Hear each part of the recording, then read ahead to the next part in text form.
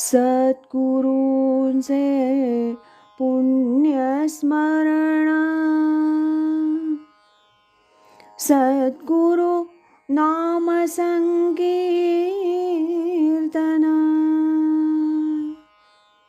सद्गुरु गुणानुवाद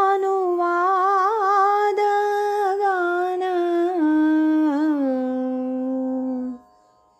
श्रवण मनन सद्गुरूंचे,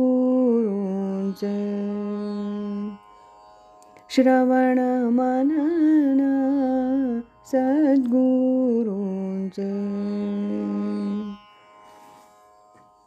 आज ऐकूया स्वामी स्वरूपानंद एक अलौकिक राजयोगी या ग्रंथातील प्रकरण 9 असे प्रसंग असे स्वामी याचा भाग 5. नित्यपाठ तुमचाच आहे. सांप्रतच्या गतिमान जीवनात सर्वसामान्य व्यक्तींना दररोज ज्ञानेश्वरी वाचल्याचा आनंद मिळावा, उपासनेला मदत व्हावी आणि सहजगत्या थोड्या वेळात ज्ञानेश्वरीचं पुरेसं वाचन, चिंतन, मनन घडावं या उद्देशानं परमपूज्य स्वामी स्वरूपानंदांनी ज्ञानेश्वरीतील निवडक अशा 108 ओव्या काढून त्या कौशल्यानं विषयानुसार संकलित करून ज्ञानेश्वरी नित्यपाठ नावाची एक पुस्तिका लिहिली. ही पुस्तिका ज्ञानेश्वरी नित्यपाठ म्हणून प्रकाशित केली गेली. तिच्या अनेक आवृत्त्या निघाल्या आहेत. महाराष्ट्रात सर्वसामान्य ज्ञानेश्वरी भक्तात स्वामीजींचा हा ज्ञानेश्वरी नित्यपाठ अतिशय प्रसिद्ध असा आहे. ही पुस्तिका फलटणचे साक्षात्कारी पुरुष योगीराज परमपूज्य गोविंद काका उपळेकर यांना आवडायची.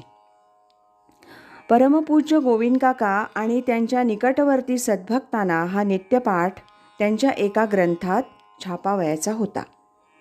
म्हणून परमपूज्य गोविंद काका उपळेकरांचं परवानगी संबंधी विचारणा करणारं एक पत्र स्वामीजींकडं पावसला आलं. स्वामीजींनी गोविंद महाराज उपळेकरांना दिलेल्या उत्तराच्या पत्रात लिहिलं होतं, नित्यपाठ तुमचाच आहे. 2 मणांचं ओझं देऊ का, झेपेल का. पुण्यातील एक व्यापारी स्वामीजींचे परमभक्त, सत्वगुणी पिंड. स्वामीजींबद्दल त्यांच्या मनात नितांत आदर आणि जबर निष्ठा. पुण्यातील त्या सद्भक्ताच्या परिचयाच्या अशा इतर साधकांच्या मानानं आपली ध्यानयोगात प्रगती झाली नाही अशी चुकीची कल्पना त्यांनी करून घेतली होती. या सद्भक्ताचं प्रगती मोजण्याचं माप त्यांचं त्यांनाच ठाऊक. पण त्यांचं म्हणणं असं होतं की इतर साधकांना जसं प्रकाशदर्शन होतं, नादानुसंधान लाभतं, दृष्टांत होतात, स्वप्न पडतात वगैरे वगैरे, तसं त्यांना काहीही होत नाही, म्हणून त्यांची प्रगती नाही. एकदा हे सद्भक्त पावसला गेले आणि त्यांनी आपली प्रगती नाही, आपण प्रगत नाही अशी जी आंतरिक तळमळ स्वामीजींना एकदाची विदित केली. स्वामीजी त्यांना शांतपणे म्हणाले, काय करू, 2 मणांचं ओझं देऊ का, झेपेल का. सदर सद्भक्ताला दिलेलं स्वामीजींचं उत्तर सांप्रदायिकदृष्ट्या आणि योगशास्त्रदृष्ट्या मोठं मार्मिक असं होतं. सद्गुरू काय करतो, त्या व्यक्तीला जितकं झेपेल, रुचेल आणि पूर्वजन्मांतर्गत अभ्यासानं जितकं पचेल तितकंच साधन प्रदान करतो. अगदी योगशास्त्रदृष्ट्या लिहावयाचं झाल्यास शिष्यात शक्ती संक्रमणसुद्धा पूर्वजन्मांतर्गत योगसाधन ज्या प्रमाणात झालेलं असेल तितक्याच प्रमाणात सद्गुरूद्वारे होतं असं योगशास्त्रात म्हटलं आहे. खऱ्या सद्गुरूला हे सर्व कळतं. शिष्याची पूर्वजन्मातील योगशास्त्रातील प्रगती, त्यांनी गाठलेला टप्पा वगैरे वगैरे सर्व सद्गुरूला कळून येतं, तो ते समजतो.